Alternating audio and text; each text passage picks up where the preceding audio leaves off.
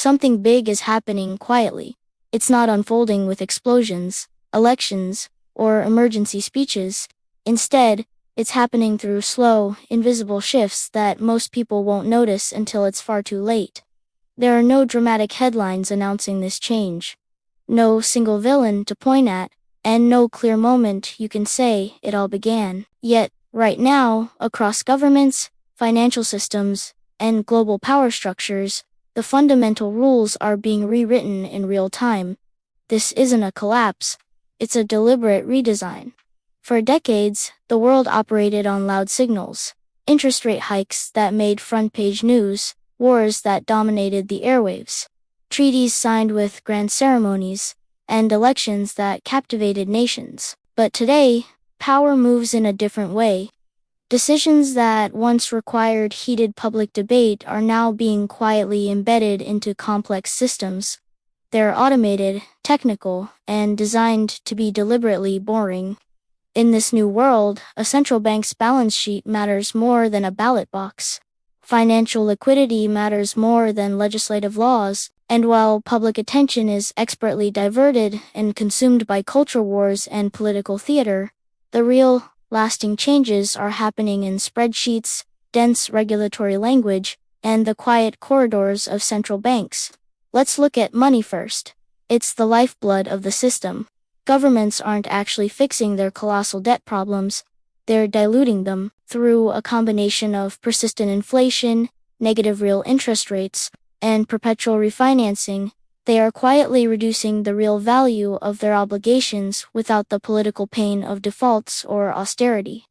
On paper, the debt numbers explode to astronomical levels, but in reality, the purchasing power of that debt erodes year after year. Savers, the responsible ones, lose silently. Their nest eggs buy less and less. Asset holders, on the other hand, adapt and often benefit. There are no protests, no riots. Time is simply doing the work that politicians never could. And make no mistake, this isn't just mismanagement, it's a calculated strategy. Now, let's turn our attention to trade and production. You've probably heard the narrative that globalization is dead. It isn't. It has fragmented. Supply chains didn't break entirely, they rerouted. The game has changed. Countries are no longer just trying to dominate the world market. They're strategically trying to control its choke points. What are these new battlegrounds? Semiconductors, the brains of our modern world, critical energy routes and shipping lanes. The supply of rare earth minerals essential for our technology, the vast infrastructure of data, these are the arenas where the new great game is played. Instead of headline-grabbing tariffs that cause immediate public backlash, restrictions are now buried deep inside complex compliance rules, obscure export controls, and vaguely worded national security standards. The new trade wars are being fought with paperwork, not at ports. And this brings us to the very nature of power itself. Military strength, of course, still matters, but economic resilience matters far more. The most powerful countries today aren't necessarily the loudest or the most aggressive, they're the most boring. Think about it. Nations with stable currencies, domestic energy sources, food security, and a posture of strategic neutrality are quietly gaining immense leverage. Meanwhile, the louder, more theatrical powers are burning through their political and financial capital just to maintain appearances. Influence is shifting away from grand ideologies and towards simple, pragmatic endurance. The ability to withstand shocks is the new superpower. Even our concept of democracy is changing. It's not being abolished with a dramatic coup, but quietly bypassed. More and more, the most significant decisions affecting our lives are being made by central banks, unelected regulatory bodies, and international institutions that never have to face voters. This is not an accident. It's a feature of the new system. Complex. Systemic problems are easier to manage and control when they are framed as technical issues rather than political ones. Once a policy is labeled an economic necessity or essential for financial stability, the debate is effectively over. Accountability vanishes. The system moves forward on its own, without ever asking for permission. And here's the most uncomfortable truth in all of this. Nothing here is technically illegal. Nothing is overtly dramatic. And that is precisely the point. The most effective and lasting transformations don't shock societies into action. They exhaust them into compliance.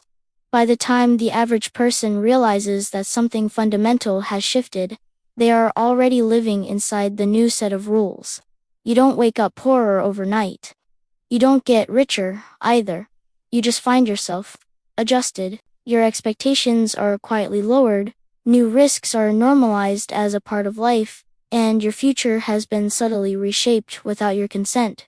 History shows this pattern clearly. Empires don't fall with a sudden, spectacular crash anymore. They manage their decline. They stretch out the timelines. They trade dynamic growth for managed stability, and bold ambition for tight control. The goal is no longer to win in a triumphant sense. The goal is to prevent disorder, to keep the system from flying apart. And in that mindset, a slow, controlled erosion is always preferable to a fast, unpredictable collapse. So, when you look around and ask yourself why everything feels so unstable, so precarious, even though nothing specific seems to have happened, this is the reason. It's because the shift that's underway isn't visible on the surface. It's not an event. It's a process. It's structural. It's mathematical. It's systemic. And once these deep, quiet changes fully settle in, reversing them won't be a simple matter of winning an election or holding a protest. It will require rebuilding the very foundations of the system itself. Something truly big is happening, and it's happening quietly. And by the time it's loud enough for everyone to hear, it will already be finished. Thanks for watching. If this resonated with you, consider subscribing for more insights into the hidden forces shaping our world.